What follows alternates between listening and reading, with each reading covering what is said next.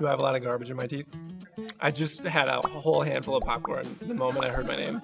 That felt like a mistake. That felt like a big mistake. Okay. This is a good question.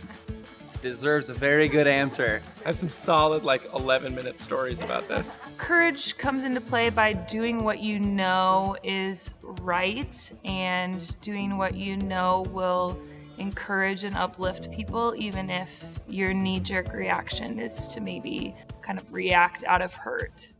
Like we say, it's those moments that we feel like we can't do it that are the moments when obviously is the ones that are the most important that we do it.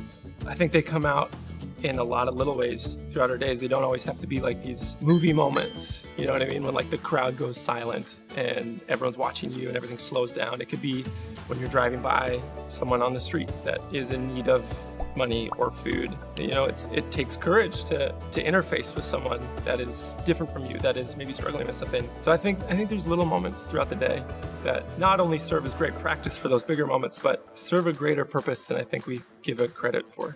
I was thinking about when it's hard for me to act with courage, still, an example would be at school or in a workplace or somewhere where I'm not in charge and someone is giving me direction or have a boss or something like that.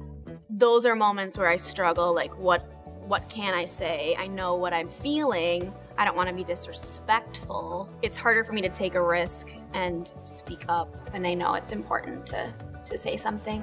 Well, I've had a few points in my life where I've felt the need or the opportunity to reinvent myself. When I went off to high school, I tried to be this entirely new type of person. And suddenly, when I went off to college, I felt the same exact way. I needed to reinvent who I was based off my fears, what I was thinking about myself, what I thought other people were thinking about me, what I thought I needed to do to fit in. But just because of the time or because of the people I was surrounded by, I did it anyway.